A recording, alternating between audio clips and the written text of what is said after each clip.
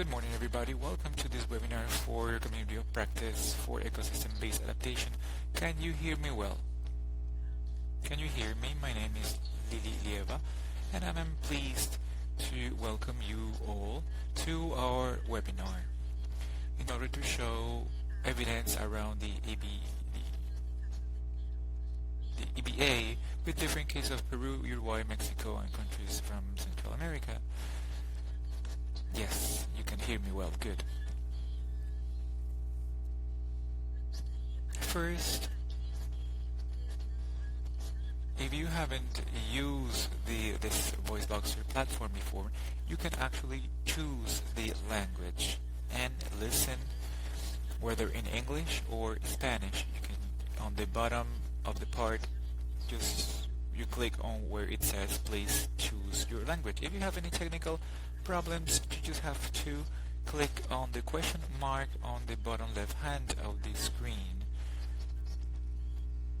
We have a technical support there that can help you whenever needed. If the screen freezes or the audio cuts, you can just refresh your browser.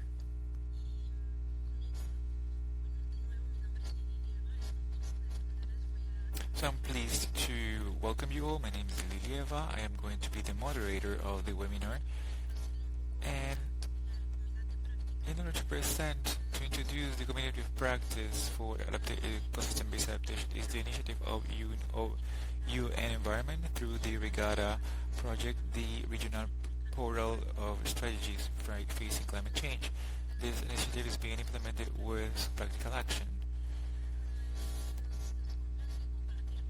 We are pleased to share with you successful experiences from different countries from Latin America and the Caribbean that show how adaptation-based ecosystem works and the benefits that generates for communities as for environments, and also opportunities to integrate that approach in the adaptation and planning policies.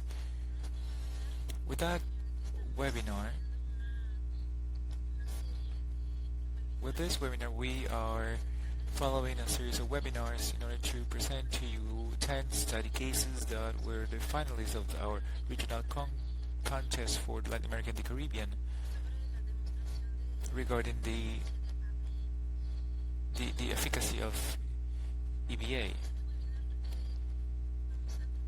In this webinar, we will share with you some cases from Peru, Mexico, Central America, and Uruguay. We will have 6 presentations, and after the presentations we will have a question and answer session, so please save your questions for that session. I would like to introduce first to present what are the presentations for today. From Mexico, we will listen to a study case regarding adaptation in coastal wetlands in the Gulf of Mexico facing the adaptation to climate change, presented by Galina Santos del Prado. And then in the case of Peru, we will have a robust ecosystem-based adaptation measures in Canchayllo and Miraflores in the No Yauyos Cochas Landscape Reserve, presented by Karen Povin and Florencia Zapata. As for Mexico, we have a case study regarding diversification as an adaptation strategy in Mexican Northwest ranches.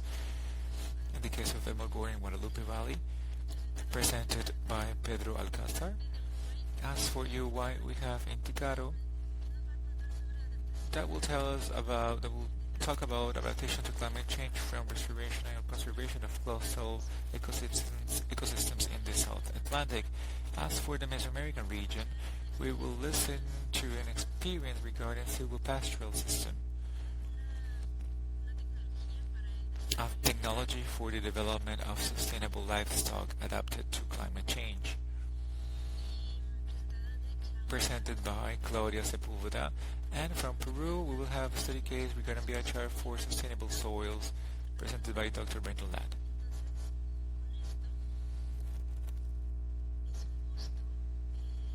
Without further ado, it is a pleasure for me to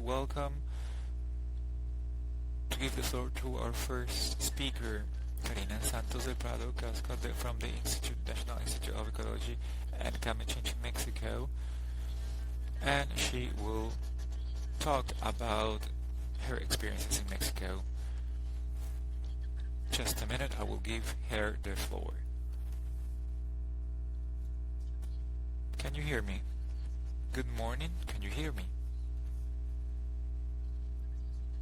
My name is Karina Santos del Prado. I work with the National Institute of Ecology and Climate Change in Mexico, and I will present to you a study case for adaptation in coastal wetlands of the Gulf of Mexico facing the climate change impacts.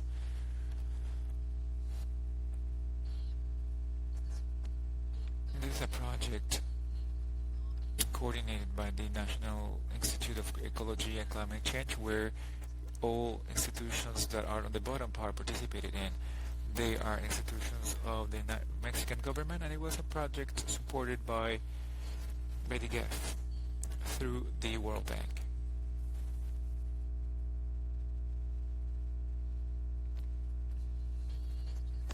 The study case was done in 3 pilot sites, one located in the Lake of Alvarado in Veracruz State, the bottom left-hand image, Laguna Carmen-Pajona in Carrasco region, and the 3rd site in the reserve of biosphere of Siancan in wetland known as the wetland of Puntalen.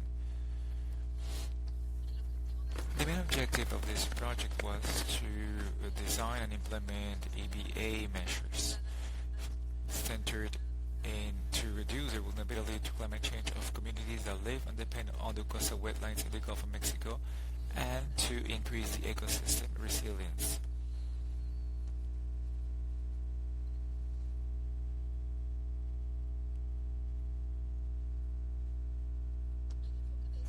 The approach of the project was to ecosystem-based adaptation, but also based in communities in order to improve adaptive capacities of communities, and adaptation based on risk reduction through the implementation of policies and instruments to reduce the exposure and risk and danger. The 3 components are intertwined in this project, and we also have a strong social and gender approach component. The measures implemented in the Veracruz state were the reforestation of 25 mangrove hectares, 5 riparian vegetation hectares through a channel, and a manual dredging of 3 kilometers of channels to restore water flow done in the private conservation area. That is located on the map showed with the red circle. We also implemented a management unit in Tarachi that, in order to sustainable profiting of the mangrove, and we also created a regular ecological ordinance of the Alvaro municipality with the climate change approach. These are some of the pictures of the work that we carried out in Veracruz. On the top left, we have some panels, some signals that we put them in order to show what we were doing. Top right, we have a picture showing the work for the unit of preservation of wildlife. We do some sort of monitoring in order to request a profiting rate of manglar. On the bottom, it's the cleaning of the channels, and to the right, bottom right, it's reforestation. It is a chinampas technique, which was quite successful in the Veracruz state. In the Tabasco region, what we did was done in 3 communities near to the Machona Lake, on the map, showed on the map with a circle, red circle. There we also did reforestation of a mangrove in 25 hectares. The vegetation along the Santana River in 5 hectares, and also the manual dredging of 3 kilometers of channels. We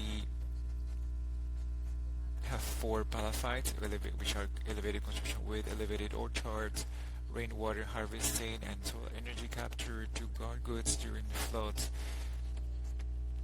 We implemented a rainwater collection and purification system at a elementary school, and we included the climate change approach in the territorial ecological ordinance of the Tabasco state. These are some of the pictures of the measures implemented in Tabasco. On the top left, we have the women working in the water plant. They create some sort of micro company selling high quality bottled water to low cost. On the bottom left, the devices in order to drink water, clean water, installed in the elementary school. Then we have in the middle we have the 4 palafites that were implemented for the floods in order to save the goods. Bottom right, the women participating in construction of these palafites, and the transportation of plants for the reforestation. So all measures implemented had the participation of communities, especially women of the communities.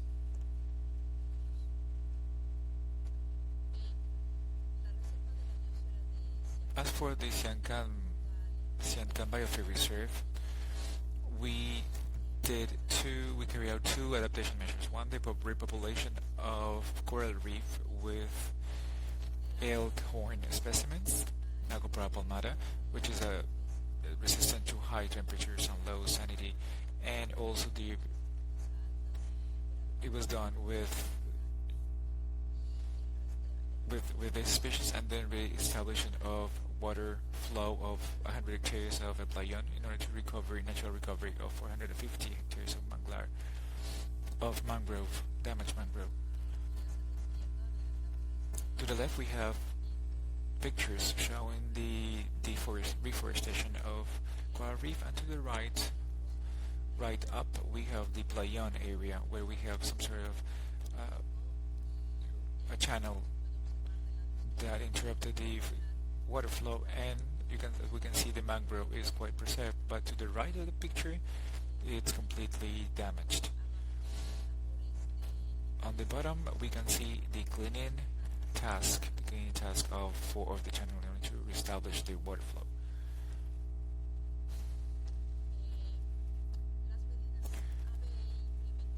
The EbA measures implemented in 3 states were carried out to strengthen of capacities. That was done in the three communities. We had a strong work with communities through meetings and workshops, to liaise with the local civil society organizations, academics, and federal state.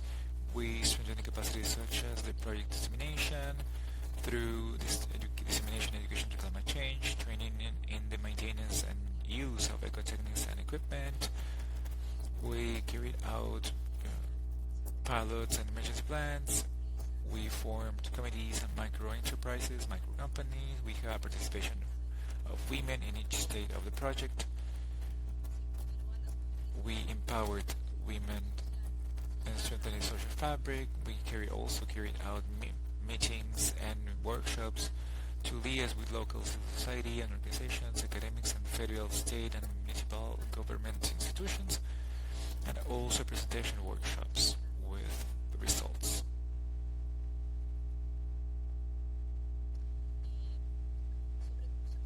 As to how to monitor the impact of the EbA measures, we established indicators in order to meeting of the specific goals, such as number of reforested or restored hectares, number of implemented workshops, number of people trained in different techniques, number of people trained in issues related to adaptation to climate change and their link to conservation, number number of public policy instruments developed, and also we applied two surveys on the perception of vulnerability to climate change, one at the beginning in order to determine the baseline and the perception of the communities and the decision makers, and one at the end of the project in order to determine if the capacities were indeed strengthened. We did training in each community in order to know the degree of participation and involvement of the women and men in different measures, and we did have constant verification on the field in order to carry out the follow-up of implementation measures and to involve at all times men and women of the communities.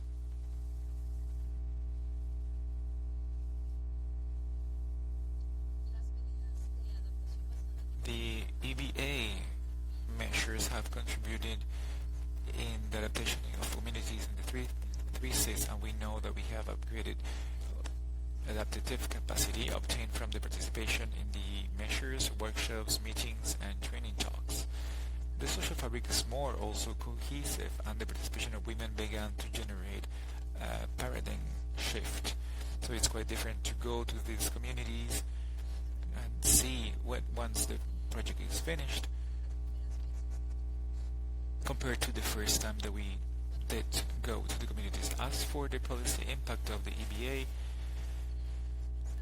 it is quite important to involve local decision makers from the start of the project in order to have a broad picture of the social, political, environmental, economic and security situation on site, and it's quite effective for reaching communities, choosing workplaces, for contacting local consultants, and of course in order to have all the support of the communities and of the local authorities. The success of the linkage with local government institutions depends on the establishment of fluid channels of communication and coordination between the participating units, the development of strategic alliances to solve situations that are not in the projects, and allow us to progress successfully in the accomplishment of their objective to approach a project with generational point of view. This develops environmental education activities and the materials of diffusion dissemination. When they are materials, community feels quite excited, encouraged, and that is why it is important to include them in these dissemination materials. As for the lessons learned, we can separate them into great groups, one that has to do with the technical aspects and one with the participation, social participation. We have a lot of lessons learned. I try to summarize in 2-3 slides. In Mexico, the legal possession of the land is fundamental in tenure of life. It's critical to implement the EbA measures. Finding suitable consultants at the local level is necessary to implement adaptation measures. EbA measures require in their implementation multidisciplinary teams that include specialists in social participation and focus of approach of human rights and gender, who are constantly working in the field beyond the duration of the project. It is essential that the executing institution includes a budget for the follow-up, evaluation and monitoring of actions once the project is completed. There should be a balance between EbA measures, which benefits, and measures with benefit and tangible in short term, and measures that benefit a long term. There should be sustainable and applicable in other communities and carry out abilities in local communities, and to promote integrated adaptation measures. For example, the gathering of water from rain with a farm, a local farm. It enhances adaptation measures and permits their meaning and objectives by encouraging the convergence of various institutions that could have a follow-up to the measures. We need to develop a social vulnerability diagnosis as a baseline, since it allows communities to define their vulnerabilities, to detect social capacities, institutional and individual capacities, and to design and plan the measures. The implementation of EbA measures and the exercise of resources for its implementation must be coordinated in time, because measures such as reforestation depend on specific times of the year for its success. And also the constantly process monitoring and the implementation of the EbA measures allows to modify and rectify obstacles that present on the road. Other great group of lessons learned have to do with the social participation. It is necessary the involvement and ownership of the project in communities with a weak social fabric for the success of the EbA measures. Strengthening the capacities of the communities is essential to acquire necessary skills to manage adaptation measures once the project is completed. For adaptation measures to work, it is advisable that before the end of the project, some economic options which answer to the environmental vocation of the place are created. It is also necessary to know the degree of organization acquired and strengthening by the project, and to enable communities to access and obtain subsidies and funding that will enable them to ensure maintenance of the measures. Adaptive measures should promote social learning and provide tools for community ownership and commitment in order to ensure continuity. Adaptability depends on the ability and strength of communities to work collectively. Capacity building is essential to sustain the implementation of complex projects. It is a guarantee that the project will continue in medium term. Listening and addressing the problems that arise in the fields is key to rebuilding social trust. Social participation should not be annexed. To fulfill the project, it must be incorporated from the beginning of the development and adaptation. The gender approach is essential in every project. As for the women also, participatory diagnosis with gender approach at the beginning of the project allows generating space in which people from the communities feel heard and considered in the social approach and strategies. And in communities with a high degree of illiteracy, community use measures materials such as manuals should be simple with attractive images and words employed by community in everyday life.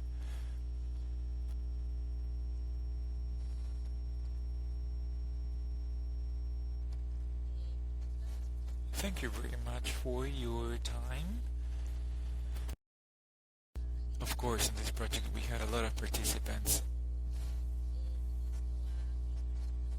but I just put here just 3 people from each institution and 2 consultants of the project and they were fundamental for the teamwork for the success of the project. Thank you very much.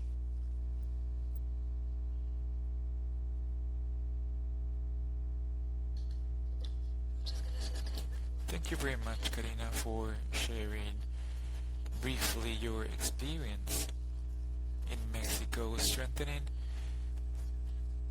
the gender approach inclusion in order to communicate adaptation space ecosystem in order to accomplish the adaptation in public, with the public and the participation with all actors. There's a lot of lessons learned and a lot of information to share.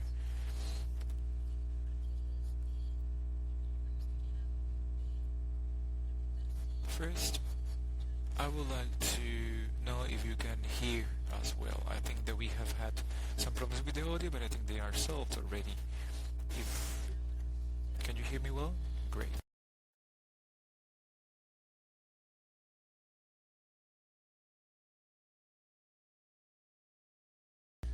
As for the answering some questions, yes, we will share the PDF and we will share the recording of the video with the webinar. Thanks again, Karina, for your presentation. And then, Now we will share with you a presentation from Peru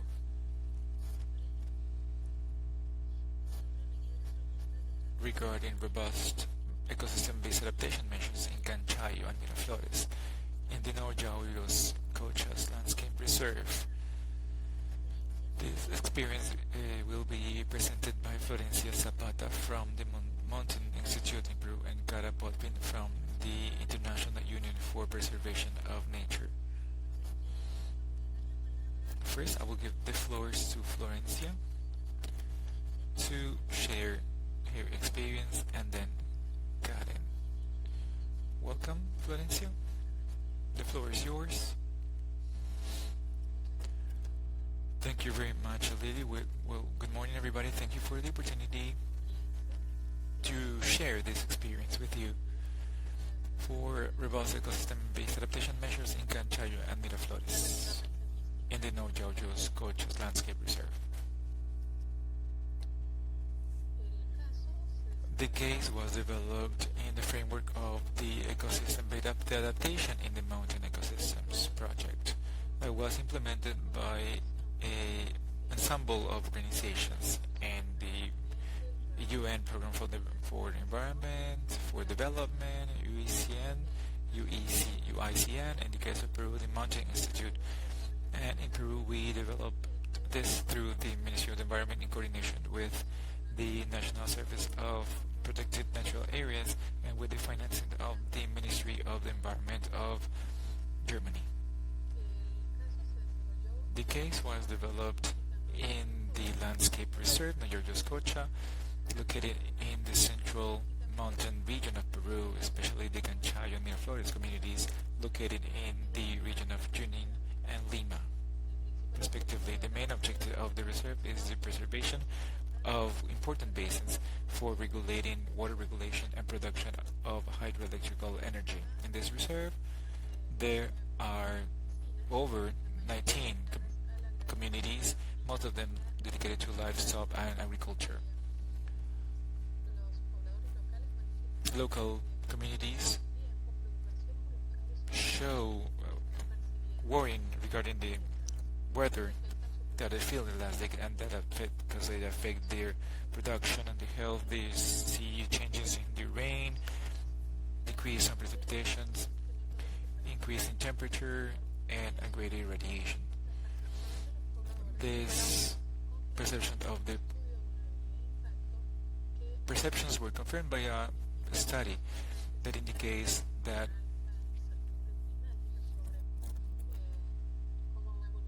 in both they're not very sure how the climate is going to evolve, and they will have an increase of temperature and a concentration of rain in shorter terms.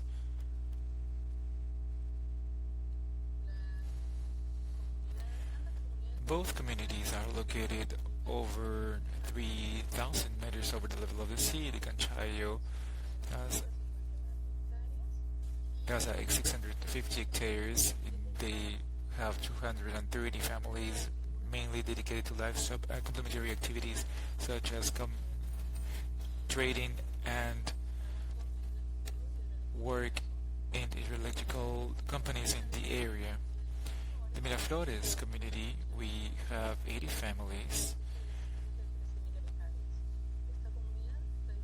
and over 30,000 hectares. Mainly farming was the main occupation, but due to migration they are doing cattle raising, and since it requires less work. Both communities have a complex management of territory, but in the last decades we have had a weakening of organization for the management of natural resources. In both communities we were able to see overgrazing in some areas, and areas where they are not, we didn't observe grazing due to the lack of water. In this context, we carry out EbA measures in order to increase the resilience of communities and ecosystems in a scenario of climate uncertainty. Ecosystems are mainly ecosystems of puna dominated by some type of vegetable,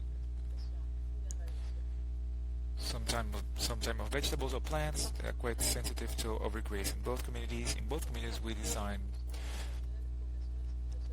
measures to reduce the impact through a better distribution of water, through a rehabilitation of ancestral and contemporary technologies in order to manage the water and the graze, and a better management of rangeland through the management of livestock activity, as well as strengthening of local knowledge and organizational capacities.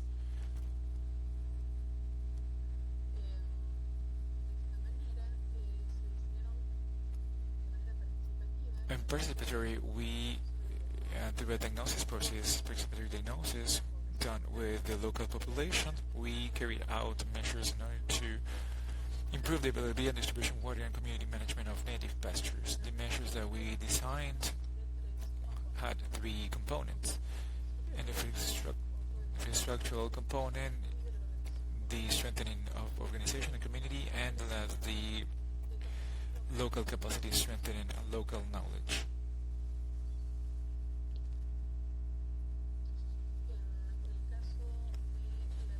In the case of the Canchayo community, the infrastructure component had to do with the rehabilitation of an ancient channel that was not being used because we didn't have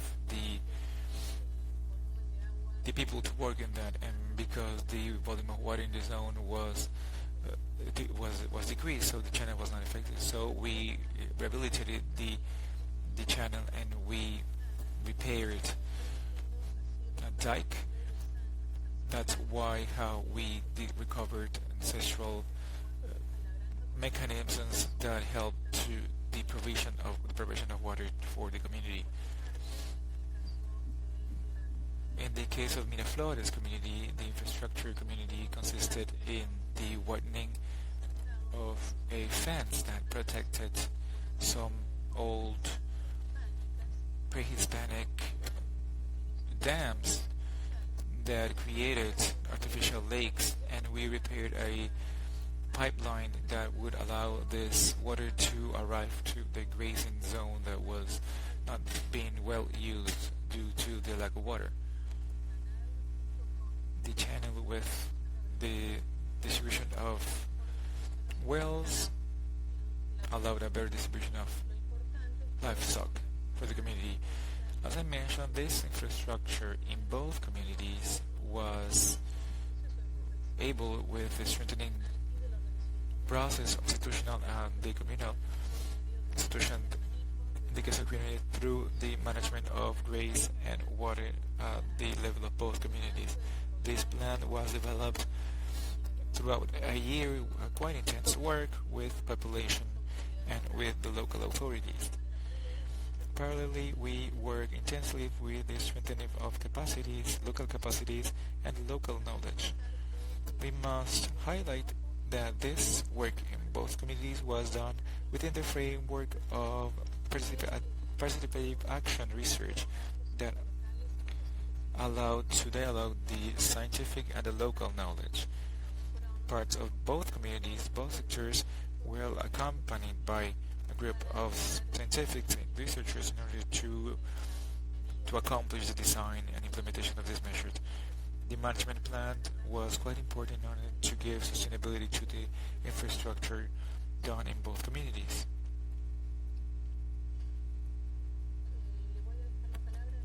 I give the floor to Karen Podley from the UECN for her to continue with the presentation. Thank you, Florencia. I give the floor to Karen. Thank you very much. Good morning, everybody. I will continue with the presentation.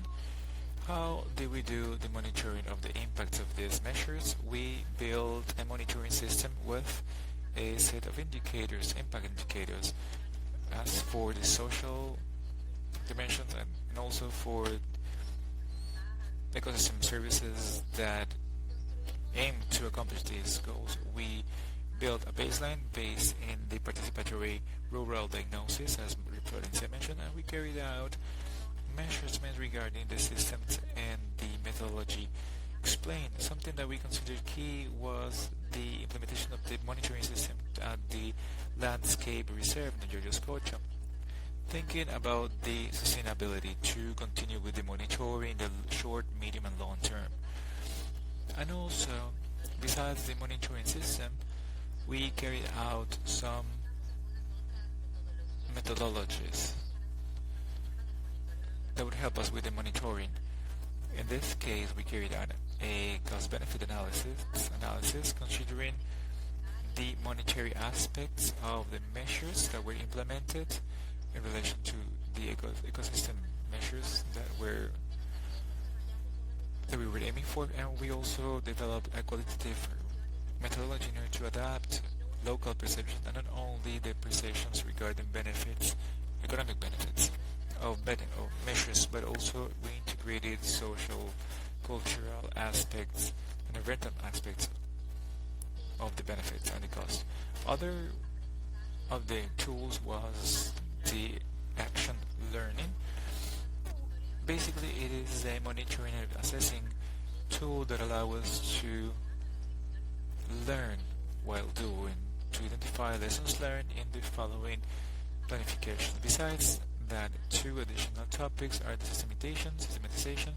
We carry out the exercise of gathering, collecting information, analyzing this with all the beneficiaries of the actions done, and with a joint analysis of what were those accomplishments.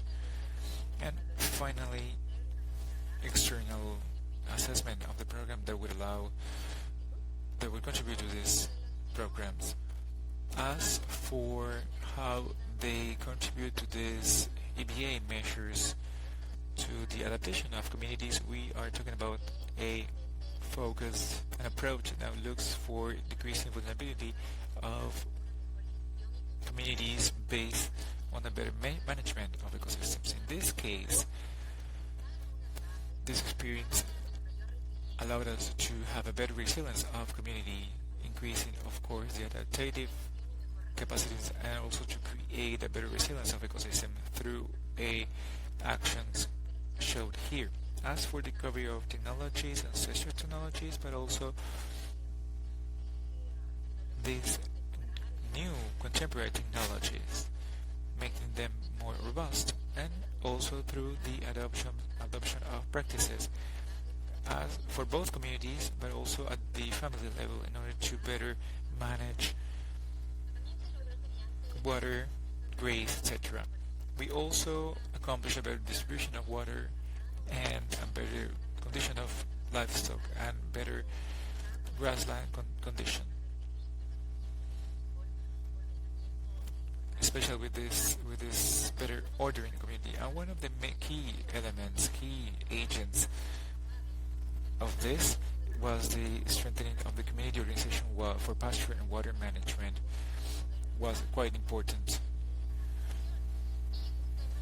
And something that is quite important to mention is that these agreements and communal management plans for the better management of the resources were articulated with the vision of the landscape reserve of Georgia Scotia. So this also allows sustainability. As for the policy advocacy on EbA, this was one of the components as part of this initiative, and more community initiative, more collaborative, and we focused on working different levels. At the local level, in the case of implementing the EbA measures, and also at the regional level. In this case, we worked with regional climate change strategies of Junín and Lima, and strengthening the integration of EbA approach, and also we work at the national level.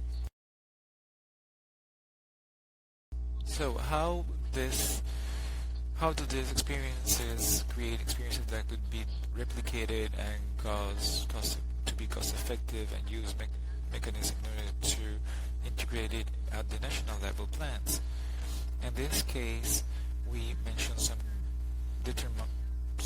projects. As for the local level, some of these activities that were identified and that were validated by members of communities and the management of waste and water. We included the participative budget of both communities last year and this year also. So this aims for the contribution of the continuity of these activities. Some of the lessons learned for the incidents is that we need to find the commitment and support of communities and local leaders to involve in different processes of decision makers, and also to encourage alliances with local governments, which will aim to sustainability of those adaptation measures. And finally, regarding lessons learned, also as part of this project, we had a great broad of lessons learned in different phases and components. Basically, we have a summary of some that you can have. I will mention afterwards some documents where you can find more information. But as for the site selection, we consider different regions, the ecological, population dependency in relation to the system covered by the EbA measures, participatory pose, diagnosis, design, implementation, systematization. The dependence levels is quite important to carry out this project. Another topic was, another point is all the process from the selection of sites of diagnosis, design, implementation, systematization, and the monitoring and evaluation and systematization were done with a participatory approach. This is key because building measures with beneficiaries, local actors, actually is a key factor in order to understand the context and sustainability, and it allows the local appropriation of these measures. Other thing is the articulations of the EbA measures for the instruments for the planification and policy at the different levels, whether at the local community level, how this could feed different processes at the national level also. As for the monitoring, one of the lessons learned is that we have to do a set of indicators that are simple and that has to be easy to apply. And we would like to see those impacts. We want to see those the impact. We need to see those clear. And the last 2 points was something key. That was key to combine the gray infrastructure to work with this recovering of ancestral technologies and modern technology, which has an important potential for the EbA measures. And these infrastructures combine the green part with the gray part, and it could maximize the impacts. Thank you very much. What I mentioned, there are 2 documents. There are some documents that we invite you to read: the ancestral future adaptation-based adaptation, which is the systematization of the project, and with systematization of robust measures.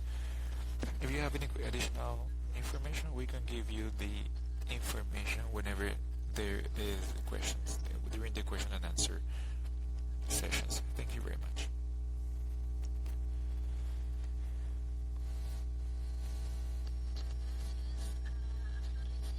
Thank you very much, Florencia and Karen, for sharing your experience here in Peru.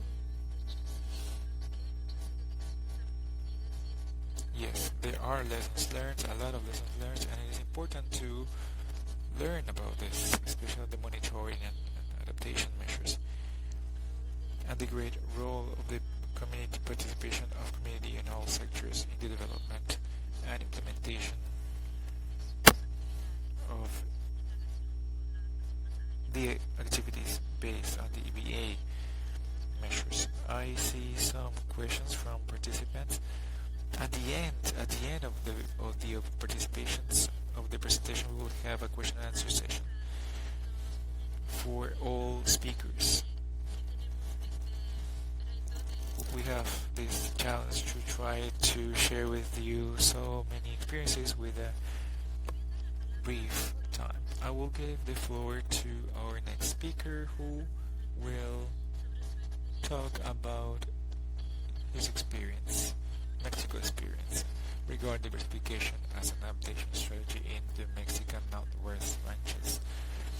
Case study of the Mogor, Guadalupe Valley.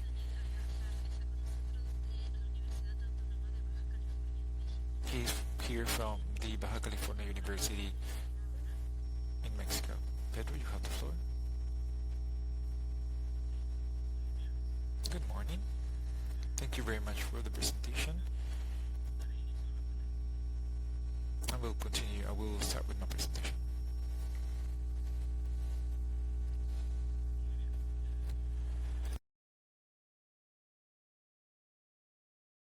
I will talk about the context of the case study. This is a ranch which is located in the Guadalupe Valley. As you can see, it is located in the Baja California state. This valley, we have plantations of European origin, like olive plantations, and they live with native community, the native life, which is the chaparral plantations, which are adapted to fire in the Mediterranean areas, and they're also accustomed to rainy weathers. The context is also semi-arid climate. It is a characteristic of this area. Also, as for the winter, we have quite short rainy seasons and quite dry summers. As for the valley, we can find normal ranchers, traditional ranchers, who raise animals like cows and others. We have some of them cultivate olives, and we have the new rural activity, people that come to the city with alternative projects or ecological projects that try to encourage the viniculture and the gastroenterological potential of the region. In this valley we have a ranch that started on 1954, founded by the Badan family, which is a rural European couple, and they manage the ecosystems in an intuitive way, meaning that they build the ranch trying to preserve the natural resources. And currently we can find different economic activities in the ranches. For example, the viticulture, the holistic pasture grazing, the sale of organic vegetables, the domestic use of animals association with restaurants integrating local ingredients, etc. This ranch is important because we have a historical records, and thanks to the participation of the owner, we were able to document the evolving of the ranch through 60 years.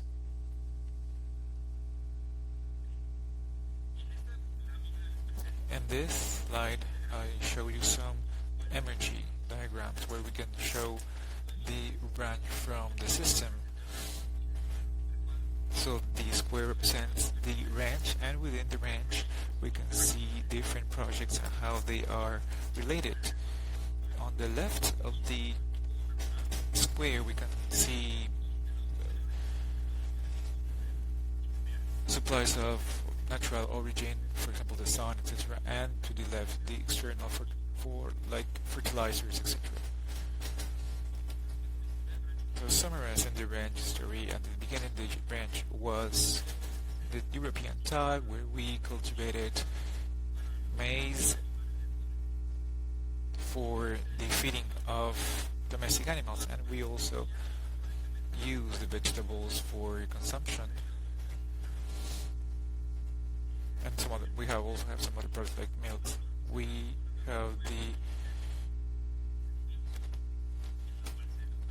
have some other products also where we tried to the carb inclusions. There was intended to do, but they were not able to make it successful. We have other activities that were intertwined. We can see the efforts of activities for friendly environment, like posting, livestocking, etc. It's not used for feeding animals for feeding animals, but it's a strategy used more with a strategy. We use it to diversify incomes and in order to live well.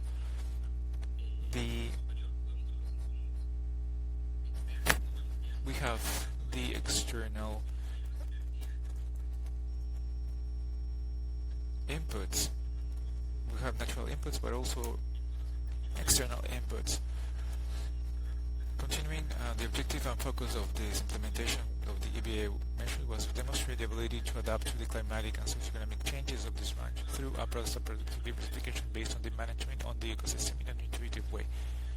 We say intuitive because we didn't conceive the ranch as it is now, but it was changing due to different factors, like the social factors of the external context of the range, climatic factors, mainly the droughts, and inclusion of many managers throughout the time with interesting ideas. Some of the measures implemented was to adapt the crops to the climate. It's a Mediterranean climate, so we used seasonal fruits adapted to Mediterranean climate, the production of organic vegetables adapted to production, and wine production. We also have activities for the management and recovery of natural resources, especially recovery of water, because it's a limited resource in the region. And the holistic grazing, for example, it is more focused on the ovine livestock used for the strategy movement of the animals in order to make their soil less, so we can use the ecosystem, the grass for the grass. We can use the grass for different ways. We use the compost, also the organic farming, also the construction of the houses. We can see they're adapted for the collection of water, since we don't have much rain, so we try to take advantage of that construction in order to reuse water from rain. Infrastructure and the ranch, there are the gabions and a dam in order to preserve water and to use them in future projects. We also used the paddock between crop rows.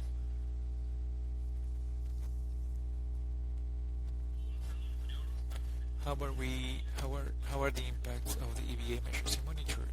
Quantitatively, we carry out studies of micrometeorological sensor equipment. We have a station operated by a local institute, called CCS, and on the flow of carbon, evapotranspiration, and estimation of water balance of this place.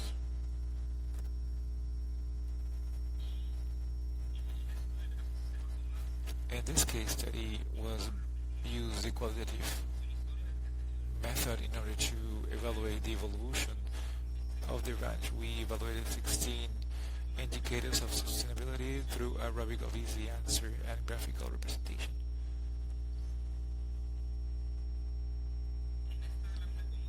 In this slide, we can see an example of the rubric based on a methodology called Green Rural Enterprises developed in Veracruz.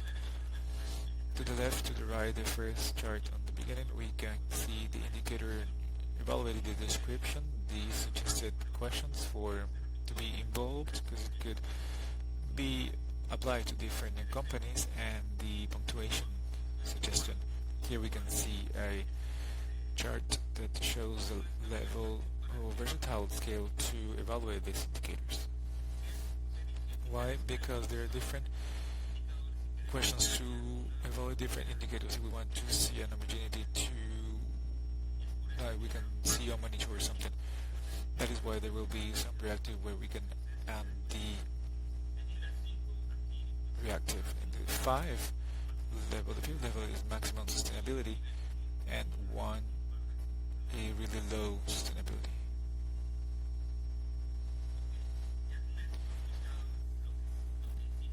Once this explained, what we did was to interview the colony of the ranch, since the owner, lived all the evolution of the ranch. And what we did was to apply this rubric to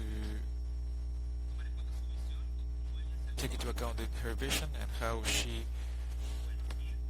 sees herself in the evaluation. And anytime on the colors we can see the indicators measured. We had several indicators. The blue is the social aspect, the red the economic, green is the ecological aspect, the yellow the company, the green is the science, technical, and the violet the cultural. In the bottom right we can see how is an ideal system, which is a circle with maximum levels,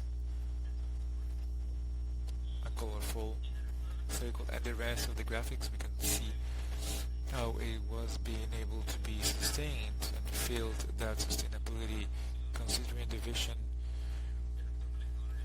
of the current manager of the ranch. We can see here how currently we are approaching the sustainability. This is quite important because sometimes we don't consider the auto-evaluation of the companies or the green projects,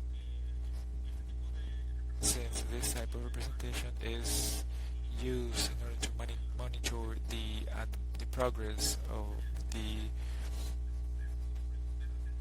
companies of the green projects in the rural context. Some contributions of these projects was the preservation of chaparral. Last year we carried out a ecological monitoring where we found some kind of mammals, birds and reptiles, and we found a great variety of native species in the site, even that when we have economics activities we preserve the species. We carried out some studies where we documented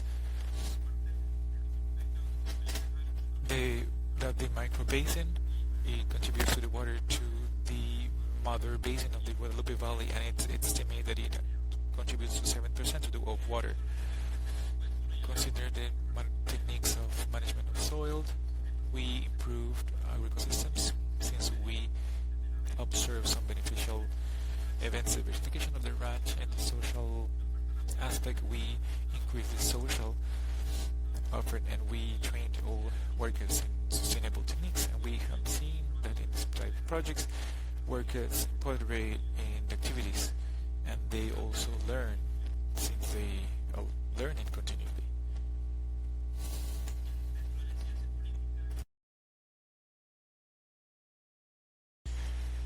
Sustainable evaluation of the ranch can serve as an example to replicate in this region.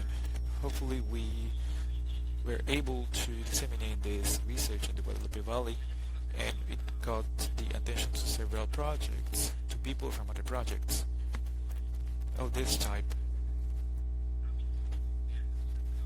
of sustainable, wanting to monitor, to follow the strategies address here for them to monitor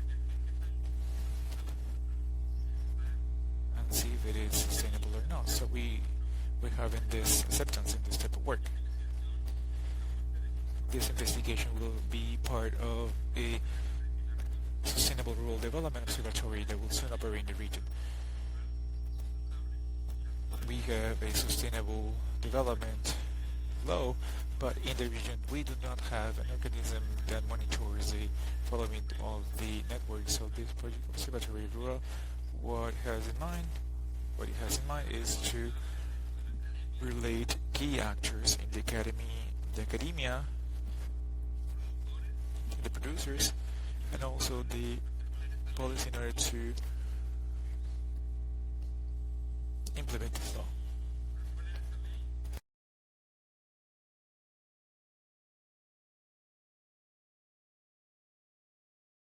To see if a green valley is sustainable. As for the lessons learned, we have a case study. This case study that represents the construction of the complexity of the time over time, and this has allowed it to subsist and establish itself as an alternative functional model in the Guadalupe Valley. This social organization, which is constantly changing, is an example for families and communities who are looking for new forms of land use and organization.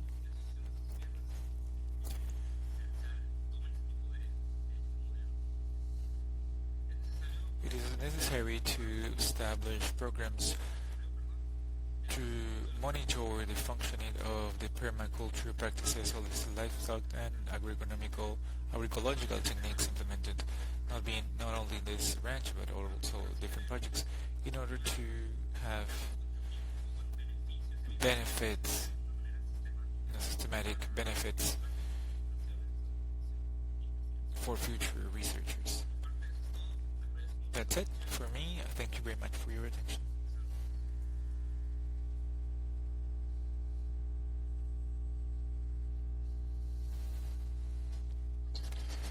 Thank you, Pedro, for presenting your experience regarding the benefits of permaculture and challenges of monitoring, but also the opportunities proposed your study in being able to monitor and address what are the main different steps, benefits that come from different activities and technologies related to adaptation-based ecosystem. It's quite valuable. Thank you very much. So now it is a great pleasure to give the floor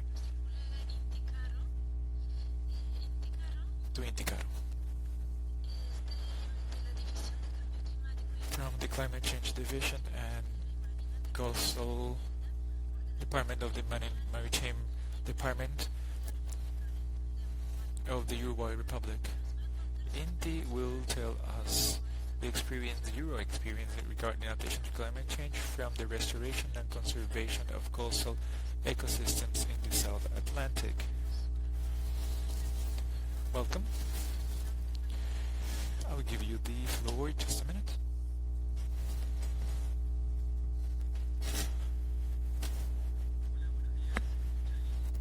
Good morning, can you hear me?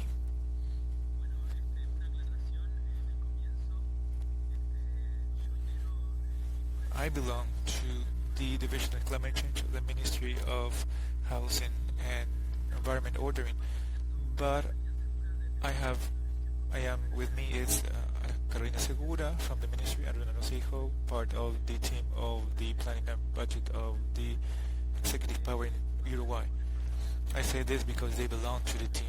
We carry out these activities daily. Please, let's check this. Let's check the audio. Can you hear me well?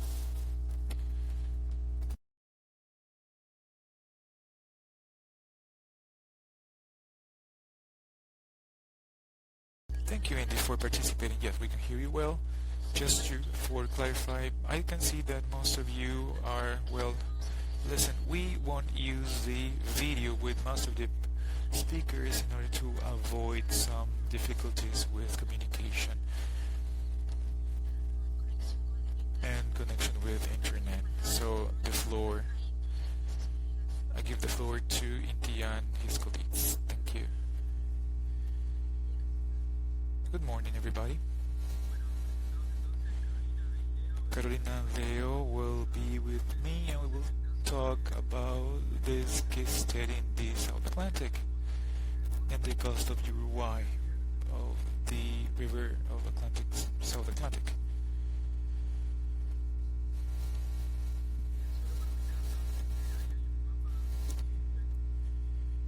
We had a map of the south region of the Atlantic where we have the Uruguay location between Argentina and Brazil, the Rio de la Plata estuary, and a image where we see the intervention zone area. This is a case focused on the beach area, touristic area. Not most important one, but it is important at the local level. It's one of the most vulnerable areas in the coastal zone due to the erosion climatic conditions. This picture shows the results of a climatological event. It shows a structure that was damaged by a storm that lasted over 2 days, and that storm caused the destruction of this type of building, and therefore this caused the beach to be in low quantity because it lost a lot of sand and their attractiveness just prior to a touristic season. Apart from that, what we proposed from the team was to develop an alternative for coastal management based on an ecosystem and community approach that increases the resilience to climate change.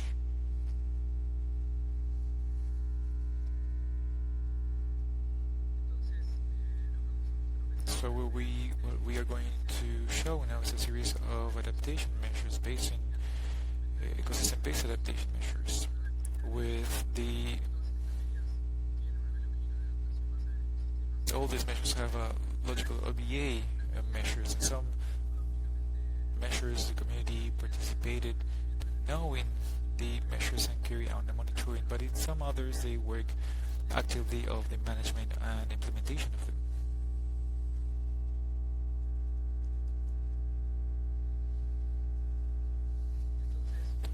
So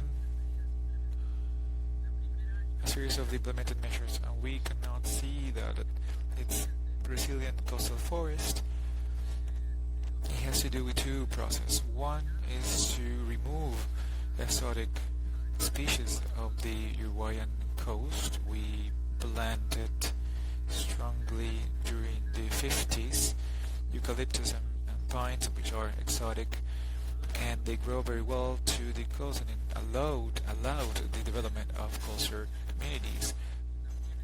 Thanks to these interventions, those species are abandoned at the coast, and they grow at a height of 30 meters, and they generate some sort of a block of shadow over the coastal zone, making these species growing in the dune are not able to grow due to the shadow they project, and that increases the vulnerability to the extreme events.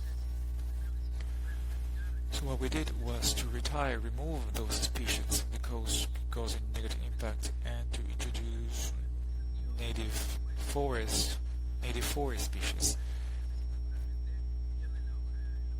Since in winter they lose the leaves, and therefore it is more adapted for this type of climate condition. As we can see here, the plantation activities that we did with the officers of the local government. Other things that we tried to do was to define use zones of the coast and to increase and to reduce the use of vehicle in high season, for example winter or summertime. So in summertime they could visit this area but without the vehicle, since when they do so with the vehicle, they create a great traffic. So we worked in the ordering with some sort of signs the area, meaning that to where they can park, to where they can use, to set limits to use the parking lots in order to, and we did this through making signs showing where they can actually park, etc. And following the law, respecting the law, because the law prohibits the parking in some coastal areas. Some other measures that we did was to redesign and think better the drainage system. Here, while we are in transition, there are some criteria for filling up the water towards the lowest point of the territory, and it is disappearing. The sustainable drainage system is disappearing, which is what we use, and therefore we are trying to redirect the areas to the low vulnerable points of the area in order to avoid erosion when we have the waves due to the rains in the region.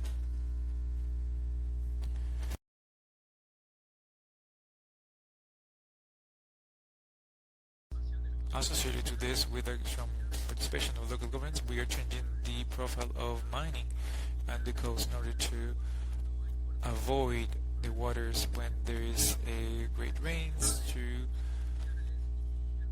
receive water from whatever. So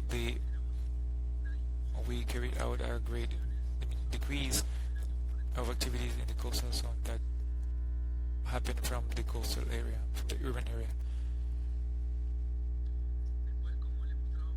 As I mentioned before, with the vehicle, we show some signs for the sustainable coastal use in order to inform the tourists that may arrive to the coast to go and enjoy the beach, and they enjoy the ecosystem thanks to this intervention. So we use some signs in order to inform what we did, to explain to them and to share with the visitors.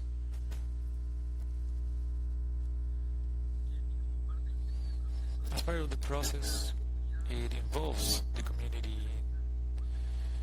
There are measures that are associated to the adaptation-based communities. Before starting the activities, before and during, we have a participation institutions meetings where we do an assessment of the participation of the vision facing the improvement of the beaches to see if communities will increase the resilience of the territory. We can see here a journey of work where part of the restoring is being done with the neighbors. We do not explain the fences, but we could see the first pictures. They are structures of the branches of those exotic trees that were removed in order to gather the sand that flies during the strong winds, and then to do a strengthening process of the lake. How are impacts of the EbA measures monitored? One of the quantitative points is that all measures described is what we do is to decrease pressures of erosion on the coast, and that can be condensed in a really simple indicator, which is the measuring of the beach profiles. And we do this with the monthly event, and through this measuring we can know the height of the sand on the beach, and we will see that gives an idea of the capacity of the adaptation of the system.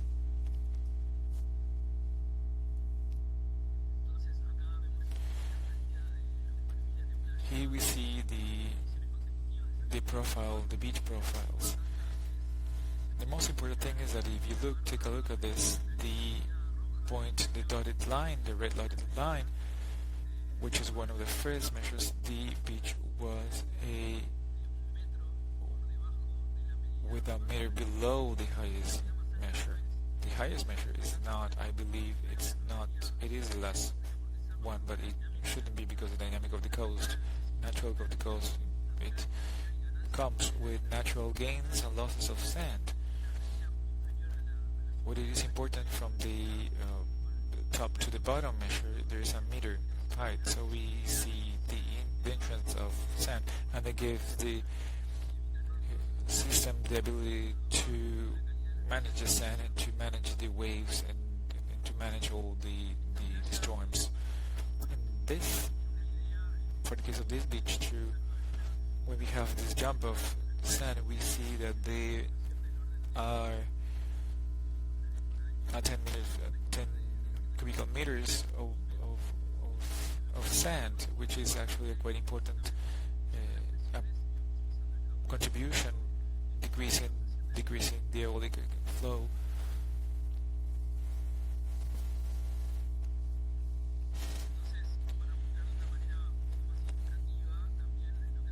To show a better way, what we do is to do a photograph follow-up in order to show with local communities and with people that are not involved directly with the activities, the adaptation activities, this process, the improvement process. After this was recovered, the structure was recovered, the parador, and when we started to work, we see here a red line that shows as a caricature the profile of the beach of the parador, and we see here.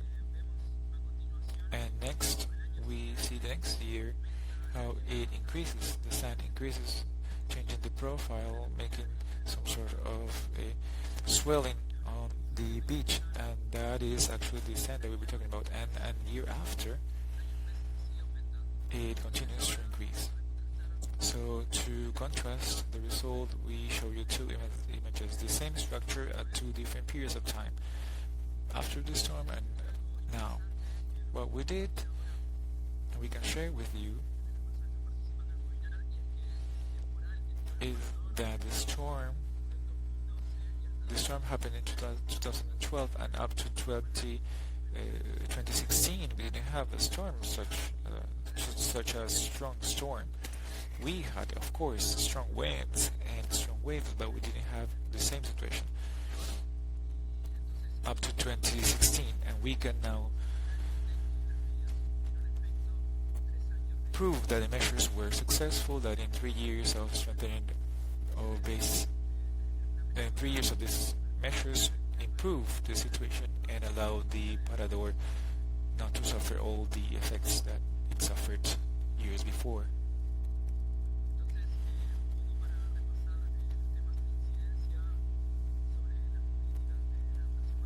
As for the incidence of the EbA policies, which is important, is that the articulation, as we mentioned, of the three levels of government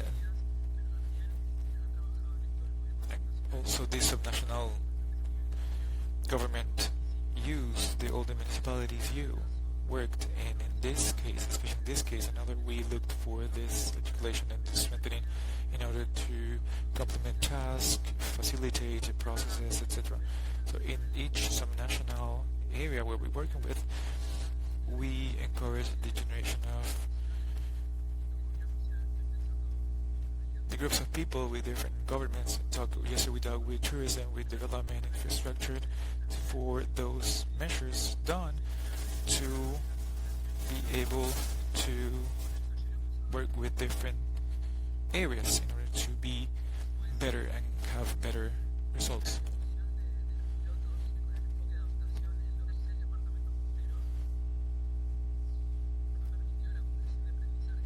And also the implementation of pilot projects with EbA approach, along with 6 coastal departments of the country, has allowed the accumulation of learning and feedback about the work at local level to be capitalized into a future national adaptation plan. And actually in that plan, not only for the coast, but all these different areas of the country, we have allowed this experience were quite important in order to have a national policy.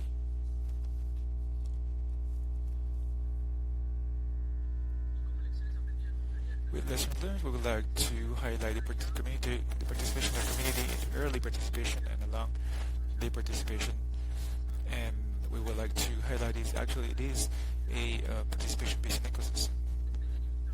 To obtain and show results in the short term, I think that is important for the coastal dynamics. When doing these interventions that we did in different areas, we were able to show the community and the local government the importance of the carrying this out, accomplishing the involvement of different actors.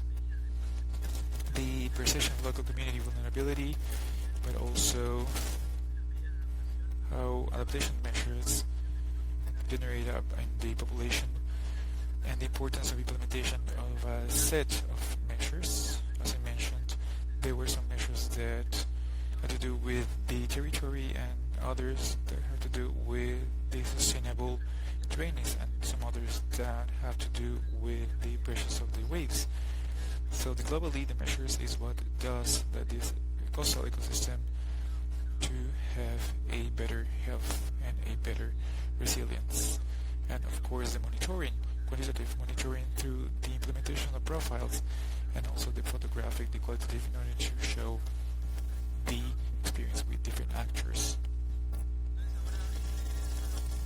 So, with one of the comments that we listened of presentations of different areas, we another one to say something regarding the project that we think it is important to show with different practice community of adaptation. Hello everybody. The first comment to show is that implementation of this project in Uruguay was done basically in areas that are not protected. Not even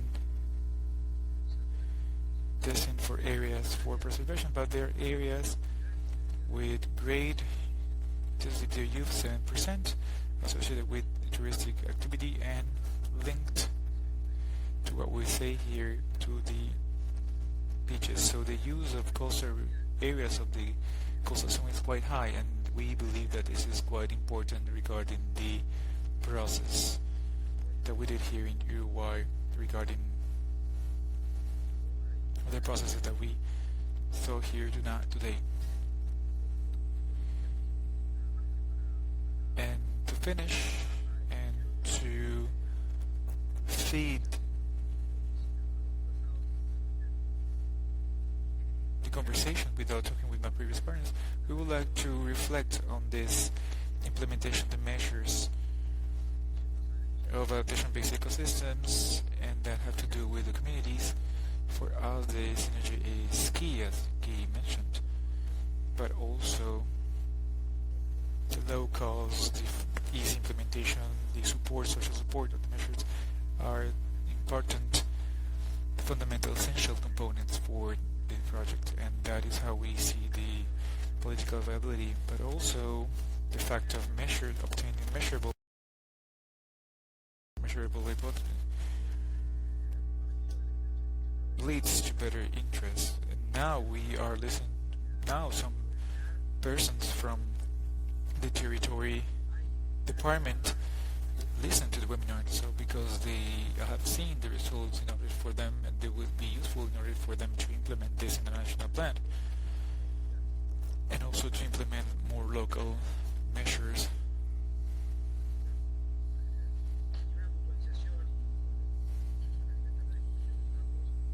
And something else is that the measures that were proposed by the community were not all related to ecosystems. In the images we can see different debris, and they are in some points, and some other points are measures adopted by the community.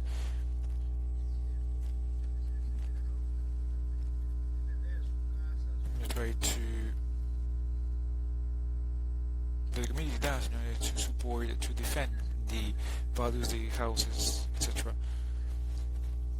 So in this conversation with community is that you find and you contribute with activities. I think that this synergy as a community is key, but but I think there is a difference in each that needs to be integrated.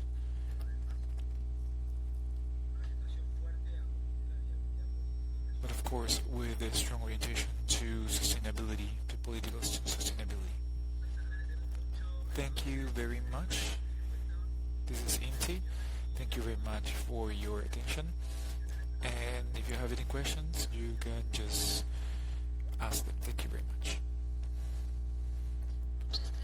Thank you, Inti, and all the team that is supporting with this interesting project in Uruguay.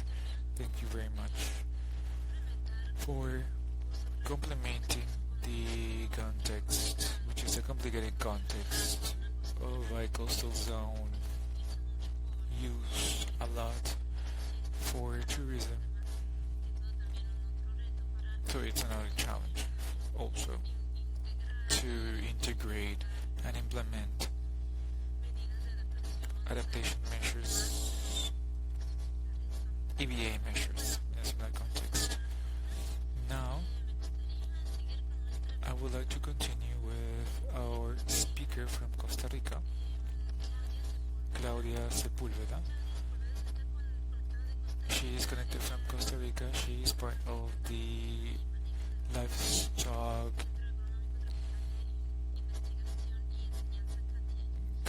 livestock system in Cartier. We will listen to her experience regarding the Mesoamerican region and the silvopastoral systems technology for the development of sustainable livestock adapted to climate change. Welcome, Claudia. You have the floor.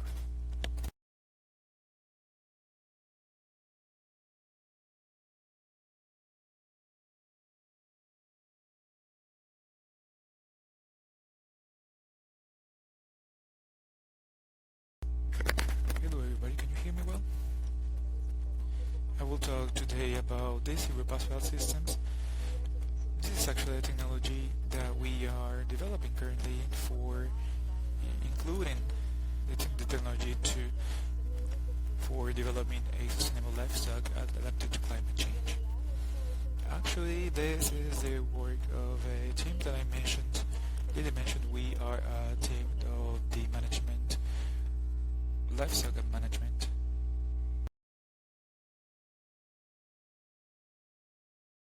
Can you hear me well?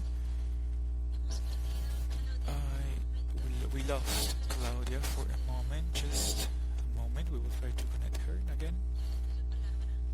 You give the floor. Can you hear me well?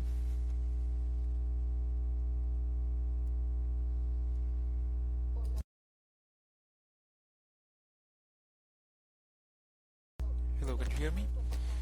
I'm quite sorry. I believe my internet connection is not stable. I am having problems, but we will try to continue to see if technology allows us.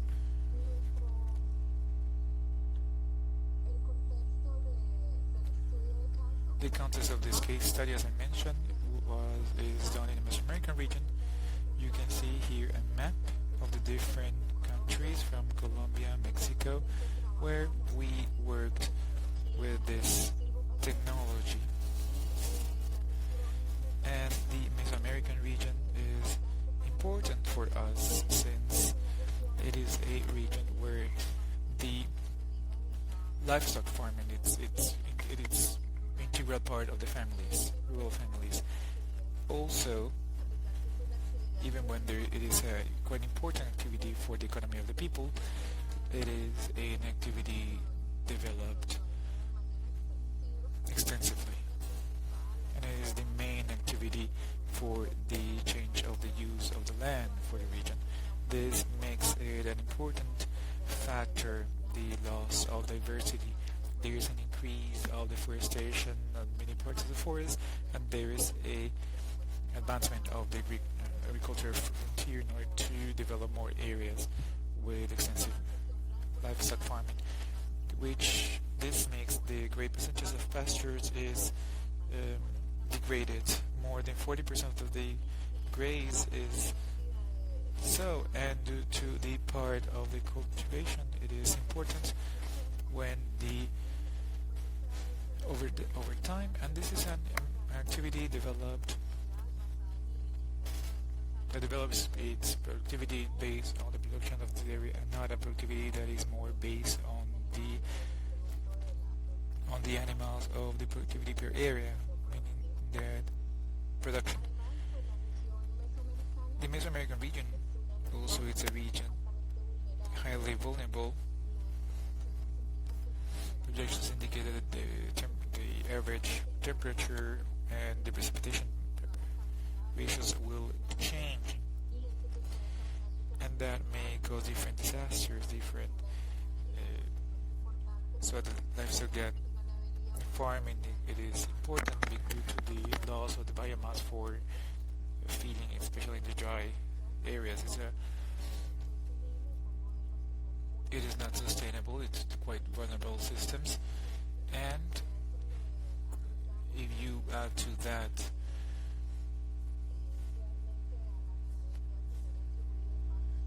actually for farming we have an important impact. For example, the different gases, and also that livestock farming, we affect the water cycles. As for the availability, quality, and continuity, we can see that this technology with the silvopastoral systems, it's a technology that helps us to solve our problems in this region where we work.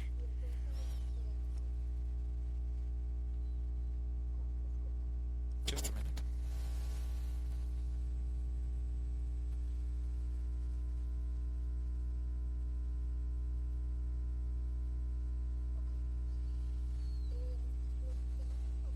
The silvopastoral system are understood where it is actually a practice where perennial woody species interact with traditional components under an integrated management system.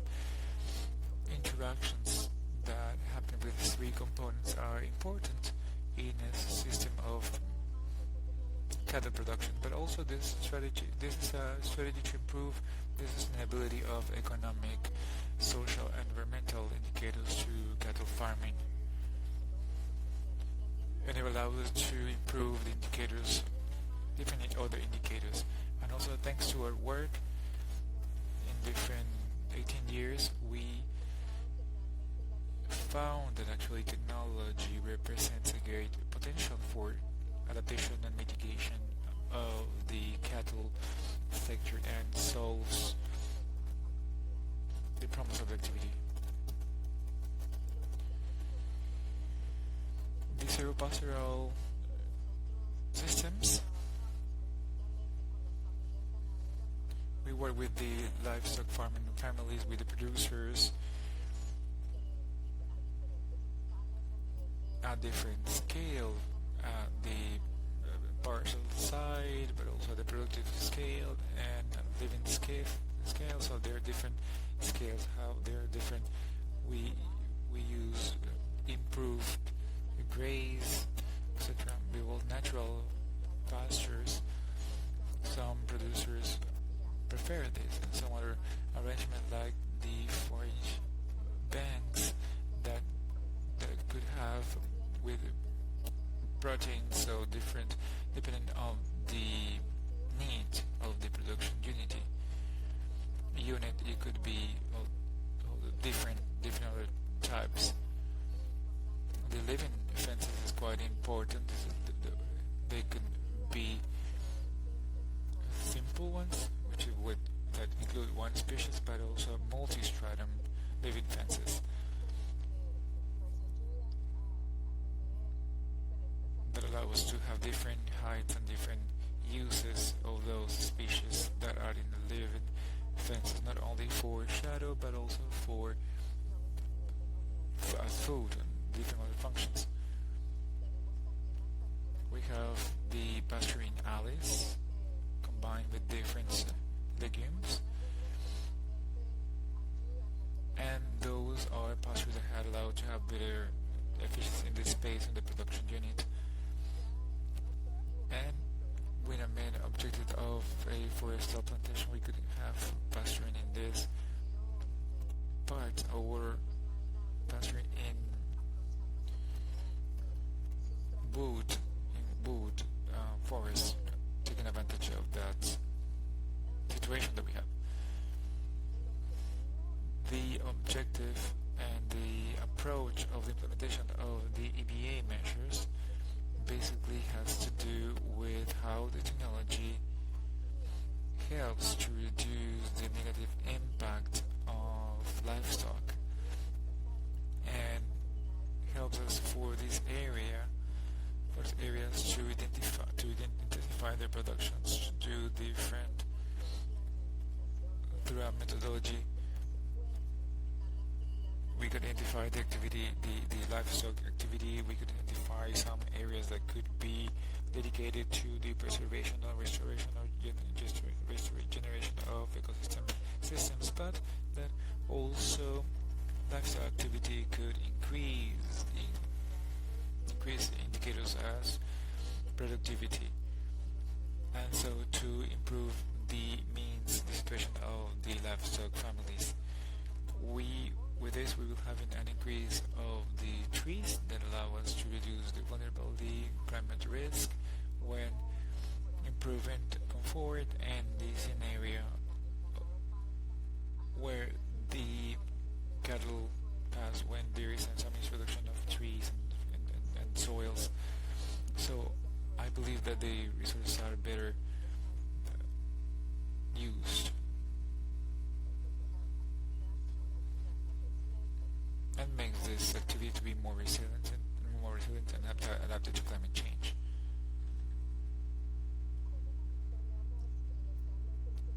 How do we monitor these changes?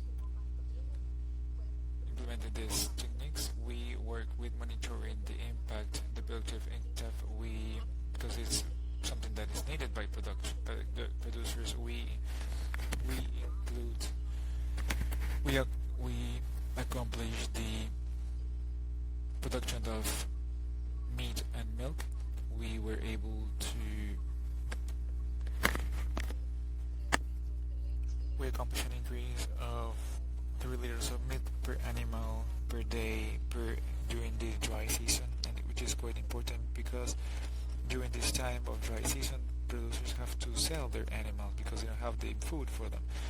But we also were able to monitor the impact through the liberation of some areas. That liberation of areas basically has to do with areas that are not correct for livestock. It's areas for restoration. In Mexico, in Chiapas, for example, we accomplished that producers liberate some areas so they can produce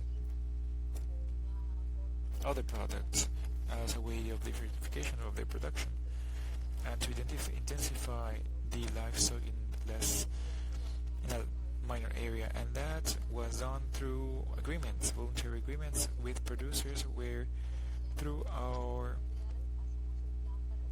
methodology we carried out a plan, 5-10 years plan, where they engage in doing those areas and freeing those areas progressively. The preservation of biodiversity, of course, it's monitored.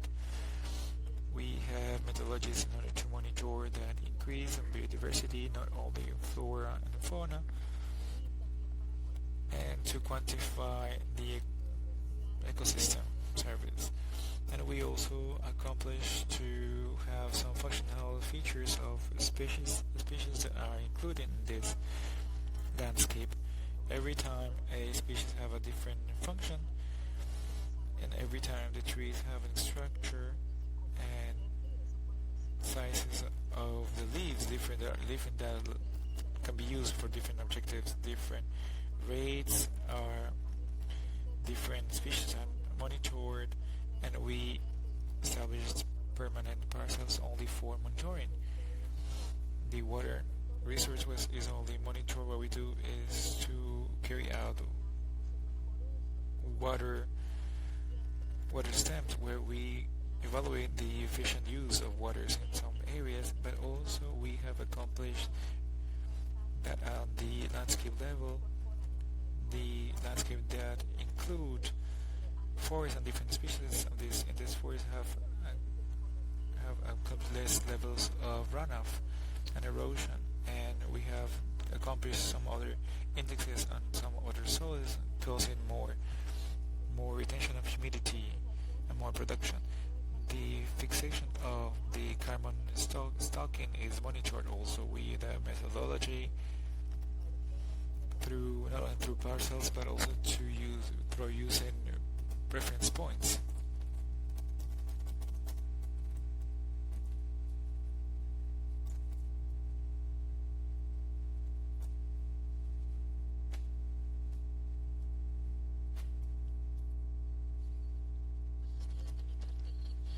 Good morning again. We're trying to contact again Claudia. I believe we lost contact with her. Probably her internet connection is not correct. Just a minute.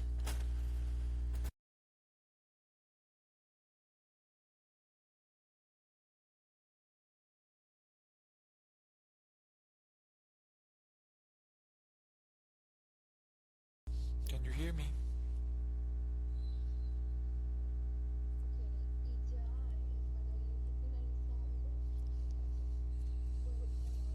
And just for closing, we accomplished the restoration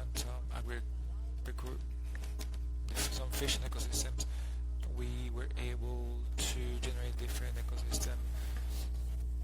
ecosystem services, carbon, water, scenic beauty. We accomplished the biological connectivity in productive landscapes. We have some sort of green highways, and that generates a lot of connectivity. We also accomplished to increase in the tree cover in the farms and managed to increase the amount of carbon fixed and stored, improving GHG balance in the farms. And through methodologies that we developed to promote benefits, we accomplished the increase or strengthening of the capacities through participative methodologies as area planifications and schools, which is one of the benefits of technology.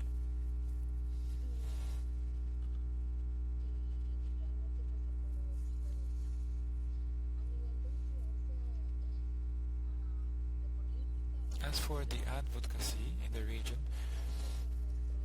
we work with our governments, our ministries. We try that this work are taken by the decision makers, are examined by decision makers, so they can be taken into account in some sort of adjustment of the public policy. We will also work with governance at the territorial level, so we establish locals of governance where we are able, the different actors, sit down and discuss regarding the benefits of these technologies. And we also work with the chain of value approach in order to include different different factors, different families, up to the industry. We work with research, the Global Alliance of Research of New Zealand, of the FAO, trying to respond the guidelines and responsibilities of these international institutions, and we give input for the development of encouragement mechanisms to support the inclusion of the incorporation of these technologies at the country region, because producers do not improve their adoption basically because they do not have fresh resources in order to implement these technologies. So these mechanisms of encouragement include these systems as a safeguard for them to be able to access green credits, product of environmental services, etc.